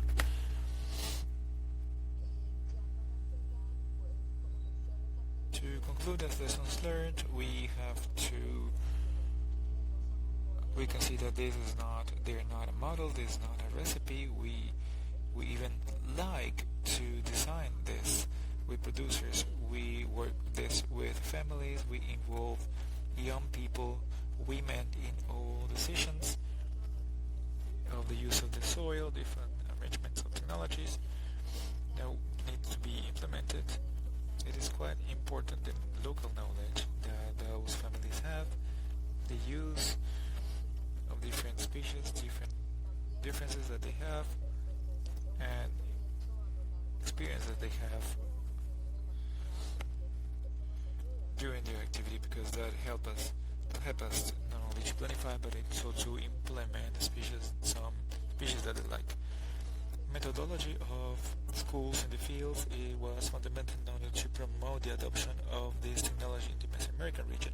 We have accomplished that this methodology to be included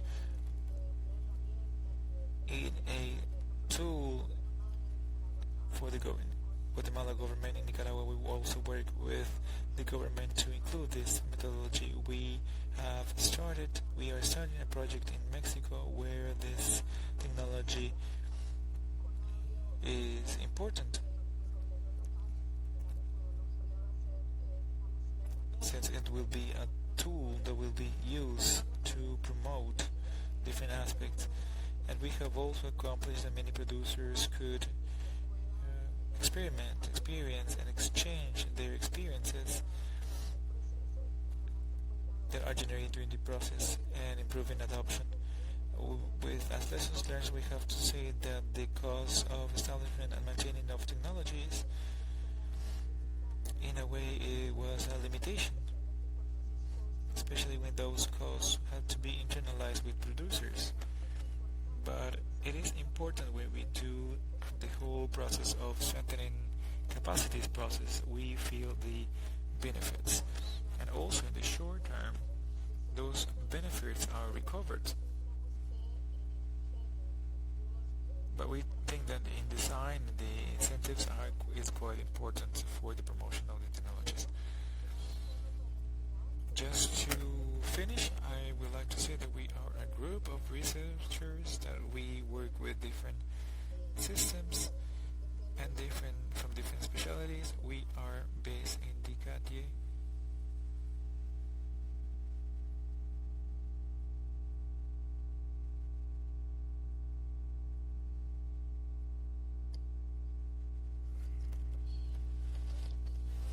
Just a minute, we have lost again Claudia.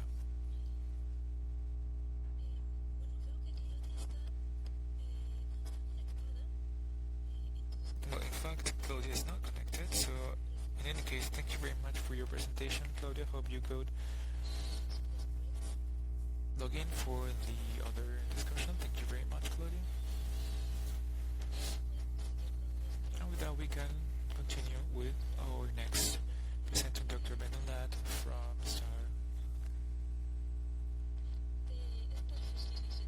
Starfish Initiative, and his experience in Peru, biochar for sustainable soils. I give the floor to Brendan. Thank you very much.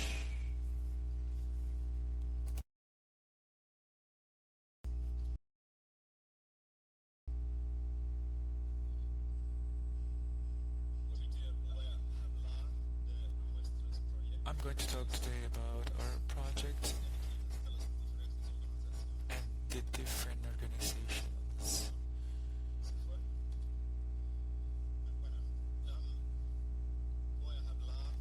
I'm going to talk about a project financed by the KEF. I am a teacher at the University Scientific of Sur, and this project had a research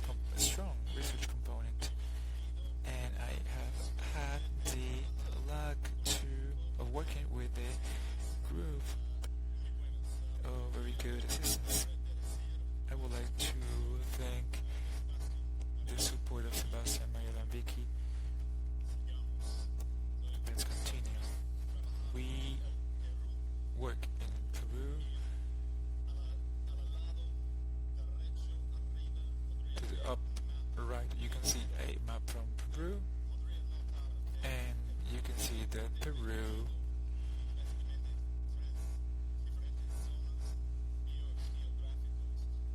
there are three different biogeographical zones. We have the zone, which is absolute desert, and then we have the Andes, the highlands, and then we have the the jungle, the Amazonian forest. We work mainly in the coast, in the area known as Lorraine. This is an area that is outside Lima to the south, and we also work in the mountainous forest. So these are two pictures. These two pictures show these two areas. Basically, a zone where we cultivate coffee, where there is cultivations of coffee. And I would like also to take the opportunity to thank my colleague Rui Delanea, that is on the picture in the bottom right hand.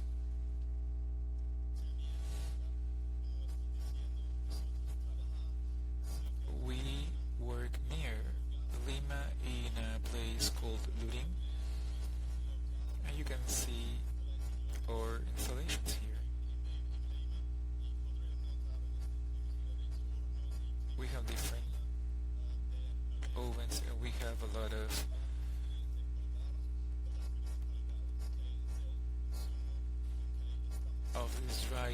these dried plants, which is the insuline that we work with.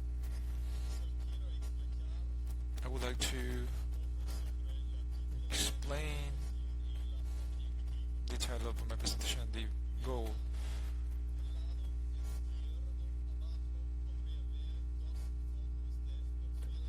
Here you can see two pictures of soil profiles. To the one on the right is a tropical zone, normal tropical zone.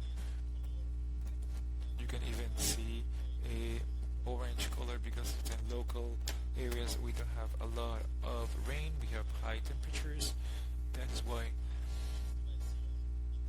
the rain causes lixiviation, and all organic material and beneficial nutrients are washed from the soil, and we see the immovable soils, immovable nutrients like cadmium, aluminium, things that do not help in the agriculture. In the 60s, Europeans scientists have rediscovered these soils to the left that are now natural,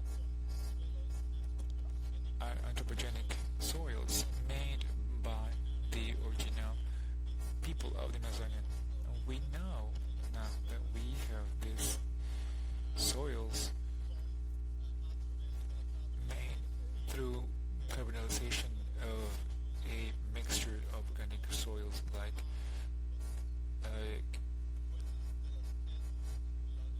the bones of fish, debris of kitchens, the brushes, etc. It's a complete mixture, which is important for us for the soil, is that this organic material carbonized was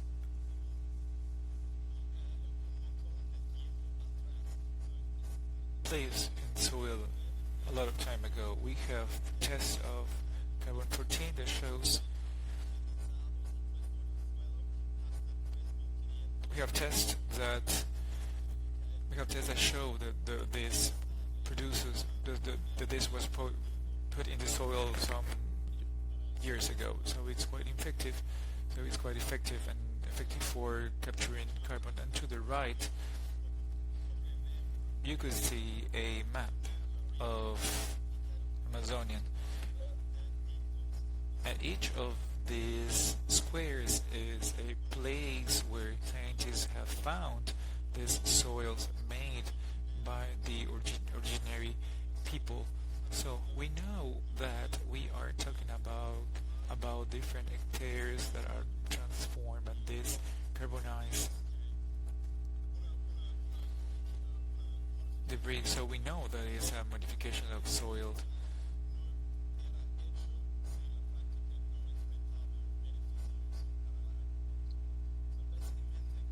So basically with this project is that we are trying to look for the way to revive this practice of management of agricultural terrains, agricultural soils in the modern economy.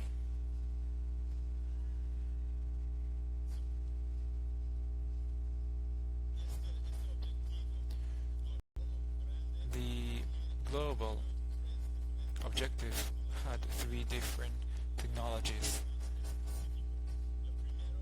that are more specific. First, as you say here, is that we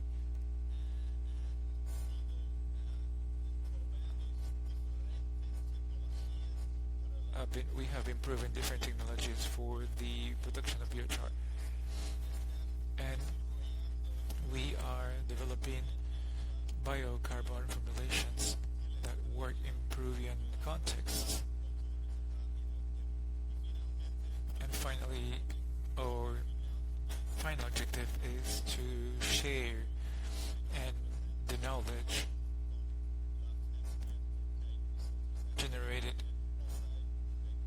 thanks to the financing of the outside and the GEF. So I would like to talk basically of the two main objectives and all different positive objects parts here. During our project we have tested a lot of different technologies in order to produce biochar. To the left you could see a furnace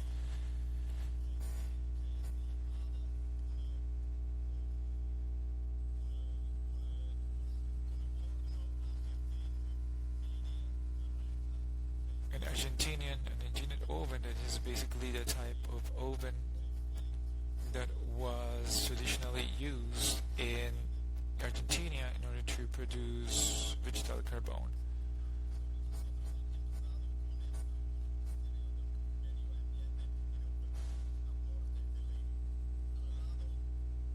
We worked with this to the north of Lima.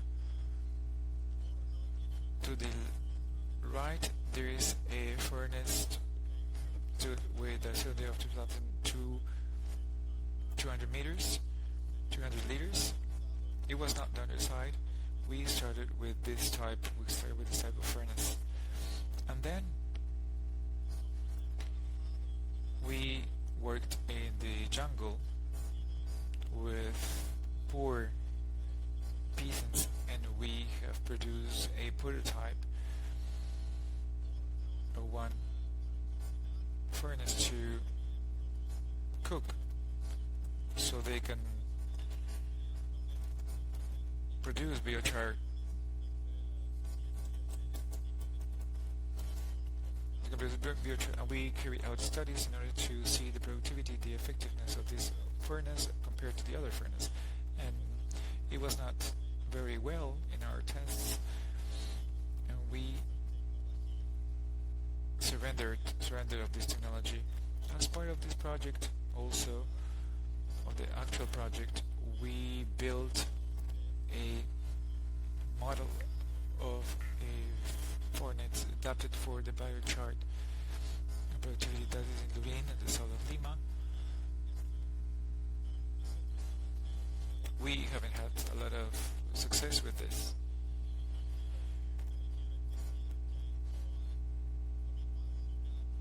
There is a place for this type of technology, but I think that there is a production scale for it to be profitable or being able to use this type of technology, advanced technology. And finally,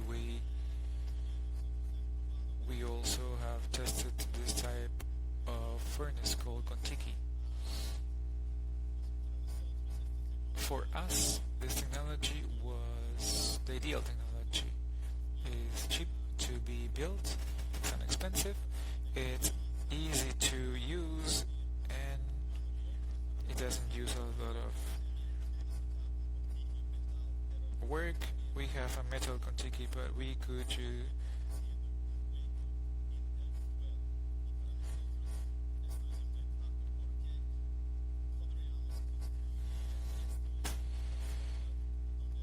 we can just build this in the jungle when people don't have a lot of budget and they don't have the raw materials in order to produce the biochart. So it makes sense. So they have something.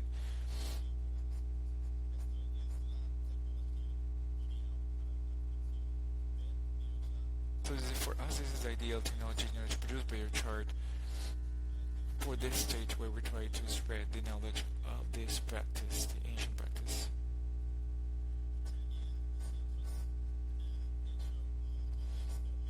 We carried out a lot of experiments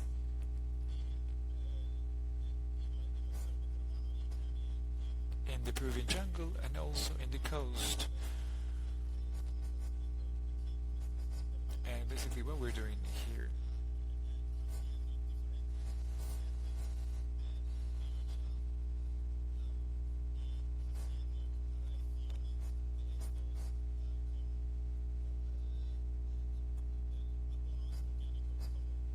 and we try to compare the biochar with the organic, with the spherical, with the organical spherical. We can see in this graphical we have three types of biochar.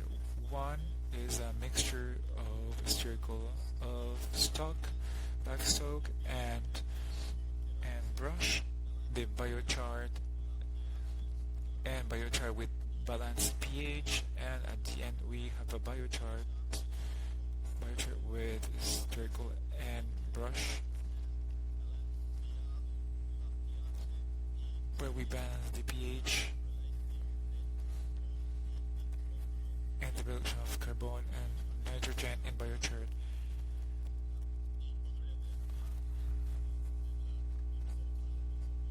And the result is visible here. For us, it was also impressive.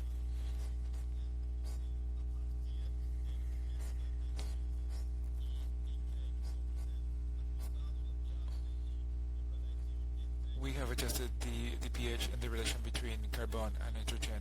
I believe that there is a function for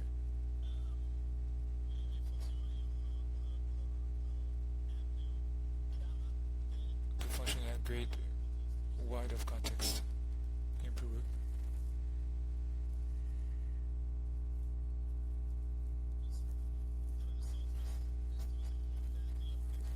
For us, since the production of biochar could help mainly, as we say here, in the coast, it could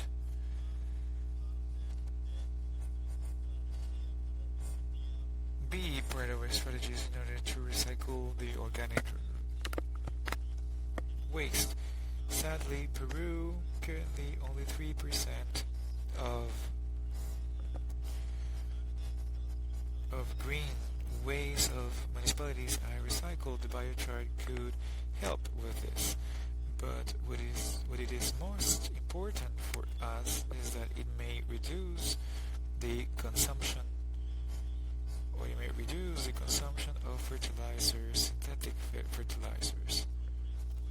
Our own tests have showed that when we have a mixture of biochar with fertilizers, synthetic fertilizers, we could show that we can reduce the rate of application. It means that if we lower the consumption of these synthetic fertilizers, there will be less impact on the environment, on the climate change. Well, some other things. In the jungle, we see the production biochar more like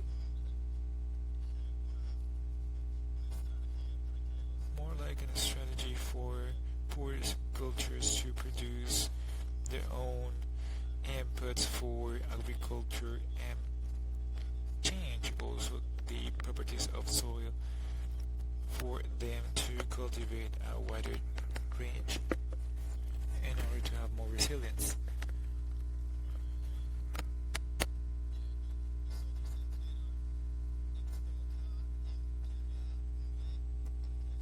we have tried to change a law in order to include biochar as one strategy for management of organic waste in Lima.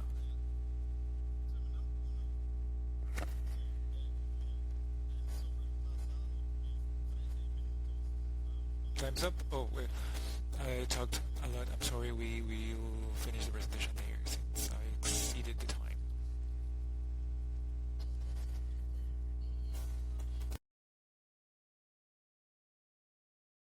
Thank you very much for that brief presentation and the technology of biochar. It's quite interesting. We have a lot of some time for our discussion.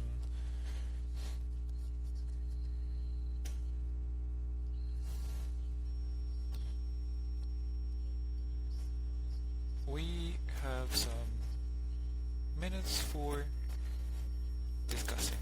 I suggest that since I see two questions for Dr. Brendan,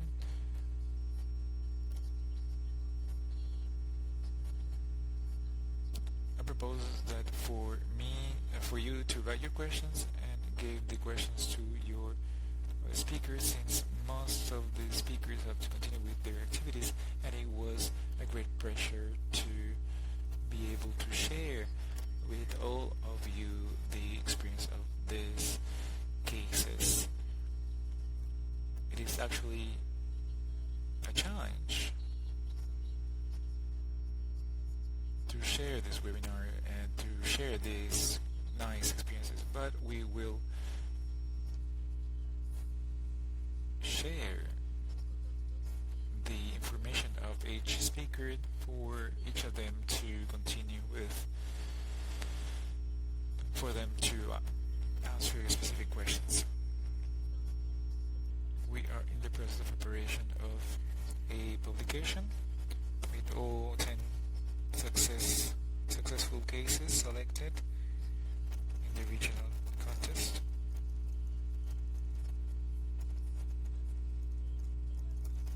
I see some of the questions.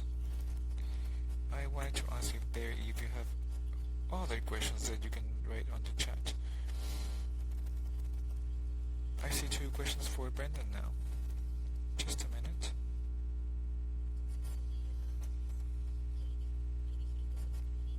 The different experiences that are observed.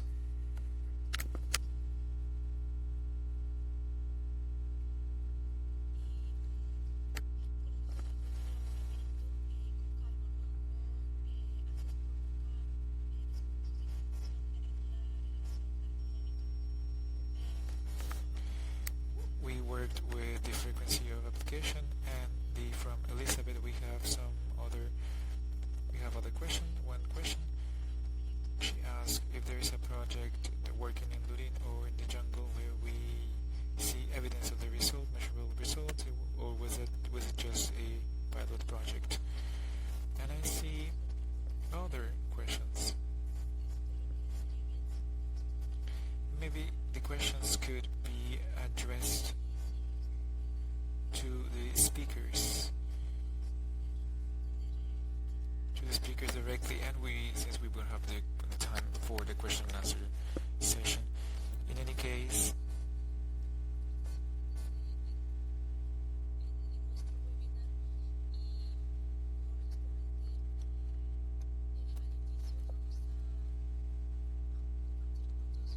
as I mentioned, we will share the recording with the PDF of the presenters. I see some other questions for Karen and Florencia.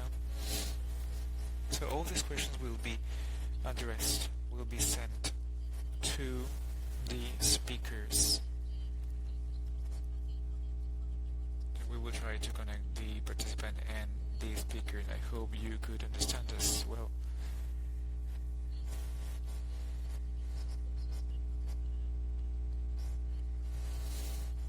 Please continue sending your questions so they can be sent and addressed to for all of them. The speakers, thank you very much for your participation, and we hope you can participate to our following webinar. So that was